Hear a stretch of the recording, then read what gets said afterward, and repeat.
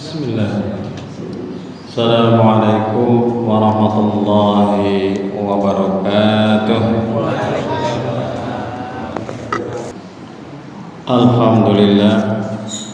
Alhamdulillahilladzi anzala as-sakinata fi qulubil mu'minina liyazdadu iman.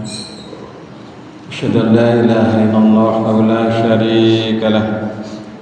وأشهد أن محمدا عبده ورسوله أيها الإخوان اتقوا الله حق تقاته ولا تموتن إلا وأنتم مسلمون.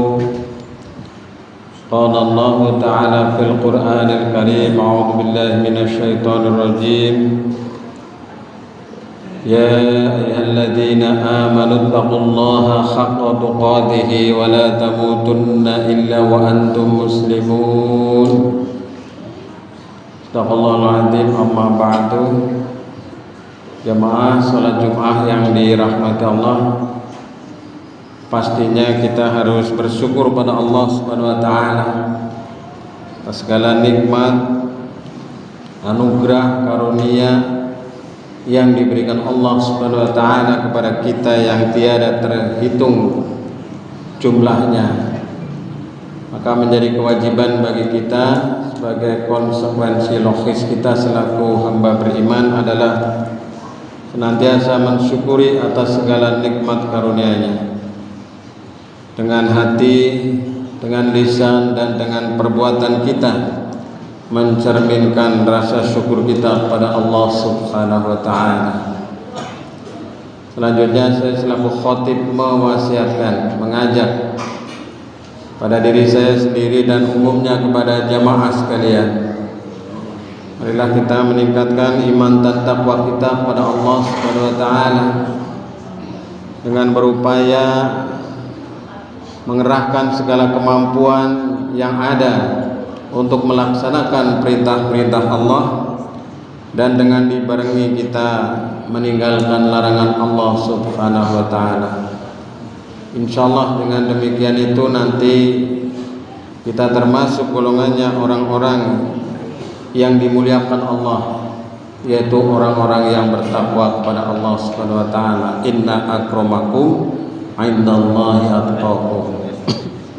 Sungguhnya orang yang paling mulia di antara kamu sekalian adalah orang-orang yang paling bertakwa. Jemaah sekalian yang dirahmati Allah, izinkan pada kesempatan ini saya menyampaikan khutbah, kalau boleh saya beri judul mencukupkan rukun Islam. Dalam sebuah hadis yang panjang, Rasulullah sallallahu alaihi wasallam dikisahkan pada suatu hari Rasulullah sedang duduk bersama dengan para sahabat, kemudian datanglah seorang laki-laki yang hitam pekat dengan badan yang tinggi, dengan baju putih, kemudian duduk bersimpuh di hadapan Nabi Muhammad sallallahu alaihi wasallam. Setelah itu kemudian menanyakan, akhbirni anil iman, berilah saya kabar tentang iman, kata orang tersebut. Kemudian dijawab oleh Nabi sallallahu alaihi wasallam, iman ialah antuk mina billahi wa malaikatihi wa kutubihi wa rusulihi wa bil yaumil akhir wa bil qadari khairihi wa syarrihi. Sadaqta ya Rasulullah, engkau benar wahai Rasulullah. Kemudian akhbirni anil Islam, berilah saya kabar tentang Islam. Masih orang tersebut tadi. Kemudian Rasulullah sallallahu alaihi wasallam menjawab bahwa Islam adalah antashhada la ilaha illallah wa asyhadu anna Muhammadar Rasulullah wa iqamis shalah wa ita'is zakah wa shaumi ramadan wa hajjul bait man istata'a ilaihi sabila. Islam adalah engkau bersaksi bahwa tidak ada Tuhan selain Allah, kemudian mendirikan salat, kemudian membayar zakat, kemudian menjalankan puasa di bulan suci Ramadan, dan haji bagi yang mampu atau bagi yang berkuasa jalan menuju ke arah sana. Jamaah yang dirahmati Allah. Kemudian orang tersebut menyampaikan kembali, "Shadaqta ya Rasulullah." Benar engkau ya Rasulullah. Jadi Rasulullah ditanya, satu tentang iman, dua tentang Islam. Nah yang ketiga, akhbirni anil ihsan. Berilah saya kabar tentang ihsan. Lalu Rasulullah sallallahu alaihi wasallam menyampaikan, al ihsanu an ta'budallah ka'annaka tarahu wa illam yakun tarahu wa innahu yaraka. Ihsan adalah engkau menyembah kepada Allah Subhanahu wa taala, beribadah kepada Allah seolah-olah melihat Allah di depanmu. Dan kalaupun kamu tidak melihat Allah, maka sesungguhnya Allah melihat kamu. Shadaqta ya Rasulullah. Benar engkau ya Rasulullah. Ternyata kemudian hari diketahui bahwa laki-laki yang menanyai Rasulullah sallallahu alaihi wasallam ini adalah malaikat Jibril yang mewujudkan diri sebagai manusia yang bertemu dengan Rasulullah sallallahu alaihi wasallam. Jamaah sekalian yang dirahmati Allah, yang ingin saya sampaikan adalah mari pada kesempatan ini kita memperkuat kembali, mencukupkan rukun Islam sebagai sarana bagi kita untuk meraih keselamatan di dunia maupun di akhirat.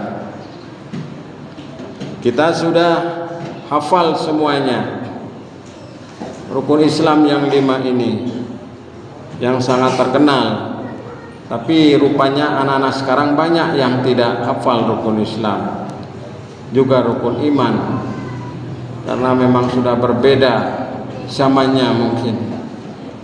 Maka izinkan saya menyampaikan sedikit ulasan sebagai upaya kita untuk mencukupkan rukun Islam, karena ini adalah ibaratnya tiang-tiang penyangga Islam. Islam berada, bunyal Islam ala khamsin. Islam itu didirikan di atas 5 pilar ini. Yang pilar yang satu dengan yang lain ini harus semuanya utuh, berdiri. Itulah Islam. Kira-kira begitu. Jadi kalau ini ada bangunan Islam, maka tiang-tiang penyangganya ini yang disebut dengan rukun Islam. Kalau ada satu yang tidak tegak, maka boleh jadi dia akan tidak sempurna. Maka mari kita coba urai satu persatu. Sekiranya kita ada mencukupkan ataukah belum, mari kita bersama-sama menjadi bahan renungan berharga bagi kita. Yang pertama adalah syahadat, yang sebenarnya dulu tidak ada istilah syahadatain ya, tapi kemudian kesini-sini kita mendengar istilah syahadatain, 2 syahadat, syahadat tauhid dan syahadat rasul, yaitu persaksian, dan ini menjadi kunci utama bagi kita. Miftahul jannah la ilaha illallah. Pintunya surga ada kuncinya, dan kuncinya itu adalah la ilaha illallah. Maka kita harus pegang kunci ini. Jangan sampai kunci ini lepas dari kita. Kalau kita punya rumah, kalau kita punya almari, atau kita punya kendaraan, kuncinya harus punya kita. Kalau kita tidak punya, kita tidak bisa membukanya. Diibaratkan sebagai ibarat saja, tamsil. Jadi persyahadatan ini harus benar-benar menjadi pola hidup, pola pikir, dan gaya hidup kita. Bagaimana yang dimaksudkan?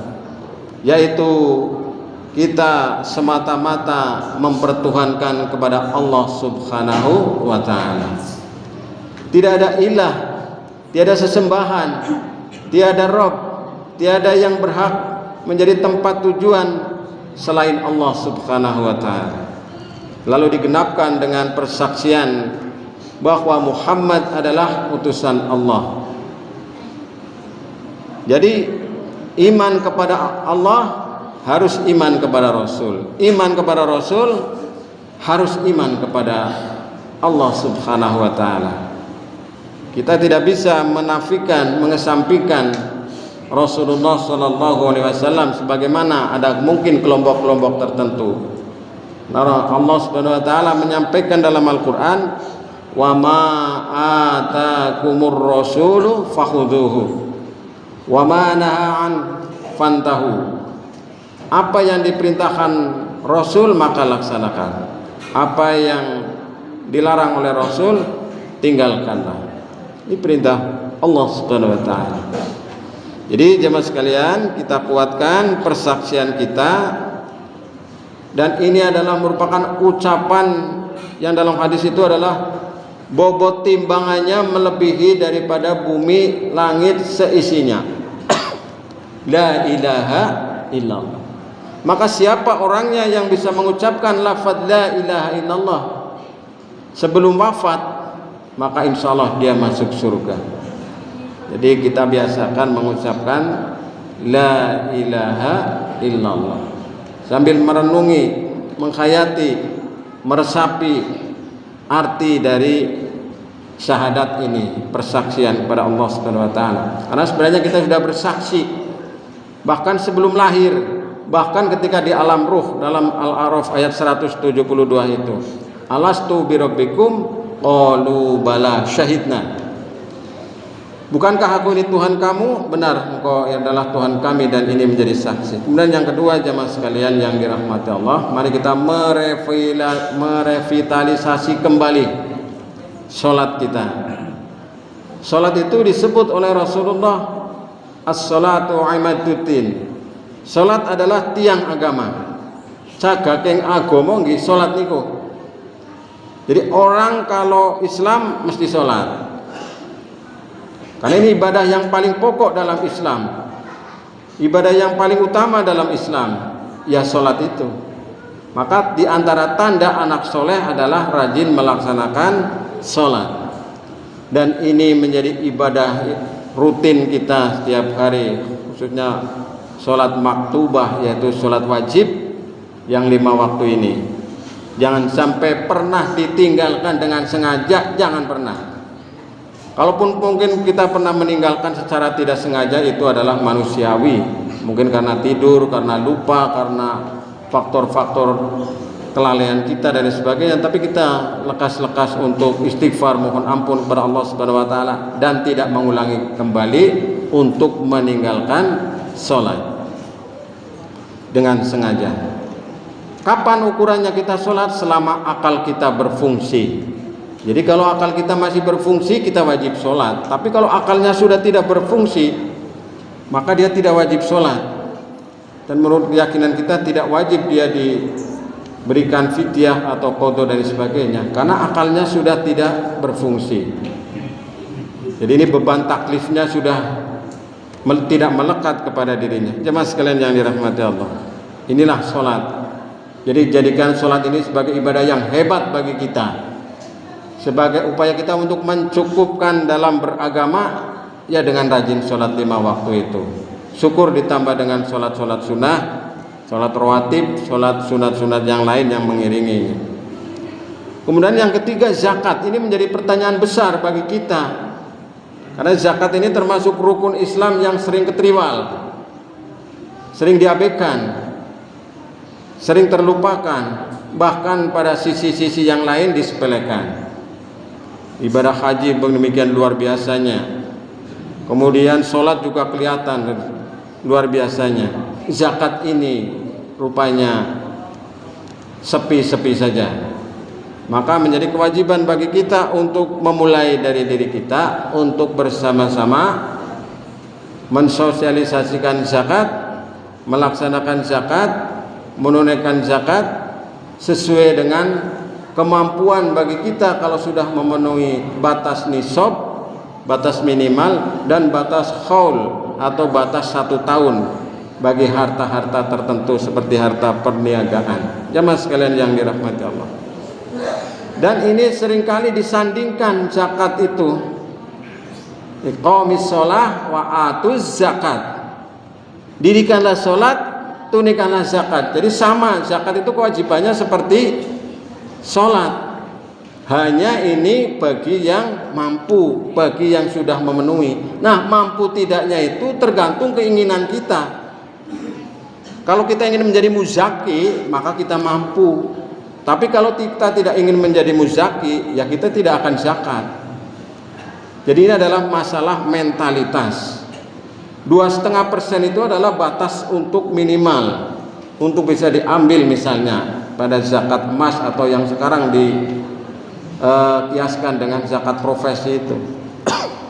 Tapi kalau orang tidak mau berzakat, dia hartanya banyak, tidak mau, dia akan mencari-cari alasan untuk tidak berzakat. Tapi bagi orang yang punya mental untuk berzakat, dia akan mencari alasan untuk berzakat. Jamaah sekalian yang dirahmati Allah, inilah zakat pilar yang luar biasa, potensinya luar biasa.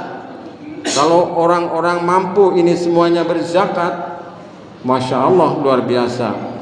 Ya, orang miskin bisa disantuni, sabilillah bisa dibiayai, ibnu sabil bisa dibiayai, dan seterusnya dan seterusnya. Bahkan orang yang punya hutang bisa dibayar dari sini, yang namanya gharim itu.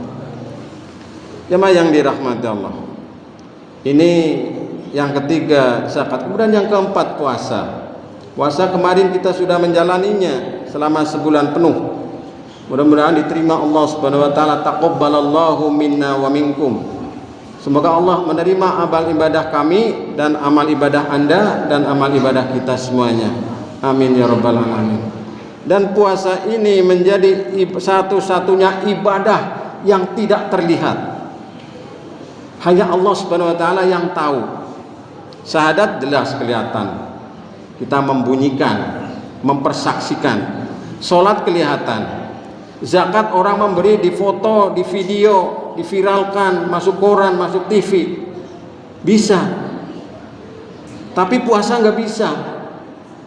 Maka ini puasa adalah ibadah yang luar biasa. Pahalanya tidak bisa dihitung. Karena Allah yang langsung mencukupkan pahala kebaikan puasa itu. Nah, puasa kita ini kalau misalnya kemarin ada yang sengaja meninggalkan, waduh, luput ini. Segera membayar hutang, kemudian besok jangan diulangi lagi puasa Ramadan ini. Di antara puasa wajib. Nah, ini kehebatan puasa, mari kita jadikan. Maka orang yang tidak puasa tidak bisa meraih predikat muttaqin. Orang yang berpuasa saja yang bisa meraih predikat muttaqin. Langan lakum tattaqun itu. Kecuali bagi orang yang ada udzur secara syar'i, itu pengecualian. Jamaah sekalian yang dirahmati. Kemudian yang terakhir, yang kelima adalah ibadah haji. Ibadah haji ini juga masalah mentalitas, bukan masalah kaya atau miskinnya. Kalau dari kecil tidak ingin naik haji, ya susah. Tapi kalau dari kecil sudah ditanamkan pengen naik haji, berdoa bisa naik haji, insya Allah nantinya bisa. Pernahkah kita berdoa untuk bisa naik haji? Jangan-jangan tidak pernah. Wah, saya nggak bakal dikasih. Ya nggak bakal dikasih, karena kita tidak minta sama Allah Subhanahu Wa Taala. Apakah yang naik haji orang yang kaya saja? Tidak. Orang yang dimudahkan oleh Allah. Maka dalam hadis itu adalah manis tato'a ilaihi sabila. Siapa yang mampu jalan menuju ke sana, bisa saja kita dihajikan atas izin Allah Subhanahu wa taala oleh anaknya, oleh saudaranya, atau ada siapa saja Allah memanggilnya dengan jalan yang bermacam-macam, atau mungkin mendapatkan hadiah dari perusahaan, dari kantor dan sebagainya. Tapi kita harus berniat, punya keinginan untuk haji. Mulai dari sekarang kita punya keinginan, kita berdoa. Kalaupun mungkin sekarang kita belum bisa naik haji, mudah-mudahan anak-anak kita cucu-cucu kita bisa naik haji, apalagi sekarang tambah lama. Jadi saya menyarankan itu dalam medsos, saya sering menyarankan kalau anak-anak kita nikah punya kemampuan, daftarkan haji. Sedengan itu, kalau 20 tahun menikah, masa tunggunya 25 tahun, maka 45 tahun dia akan naik haji. Jangan nunggu tua. Jadi kalau ada kemampuan, kalau ada kemampuan ini saya menyarankan kepada jamaah sekalian, begitu anak mulai beranjak dewasa, daftarkan haji. Karena dia nanti akan masa tunggunya cukup lama, apalagi kita di sini mungkin sekitar 25 tahun, 30 tahun mungkin, saya tidak paham. Juga ada kabupaten tertentu yang hanya 15 tahun mungkin. Tapi ada niatan, ya, ada niatan baik kita jamaah sekalian, karena ini adalah rukun Islam. Rukun Islam. Entoh nanti saya sudah mendaftar tidak bisa berangkat, itu beda urusan. Yang penting kita sudah punya niatan untuk menunaikan ibadah haji. Kalau kita sudah menutup diri dari awal, ya susah. Saya nggak bakal naik haji lah, saya belum siap lah, saya nggak ada hartanya lah, saya belum dipanggil lah, ya susah. Wong yang manggil diri kita, Allah sudah memanggil 1400 tahun yang lalu, ya. Hijjul bait man istata'a ilaihi sabila, itu bagi siapa yang memiliki kemampuan untuk berjalan menuju ke arah sana. Jemaah sekalian yang dirahmati Allah, inilah diantaranya kita untuk mencukupkan rukun Islam sesuai dengan kemampuan kita masing-masing, tapi paling tidak kita punya pemikiran bersama-sama untuk mencukupkan rukun Islam dalam hidup dan kehidupan ini. Minimal kita punya cita-cita, obsesi, dalam bahasa agama adalah niat untuk mencukupkan rukun Islam ini sebagai penyangga utama dari Islam itu sendiri. Jemaah sekalian yang dirahmati Allah, semoga bermanfaat. Barakallahu li wa lakum fil Qur'anil azim wa nafa'ini wa iyyakum bima fi minal ayati wa dzikril hakim. Aqulu qawli hadza astaghfirullahal azim innahu huwal ghafurur rahim.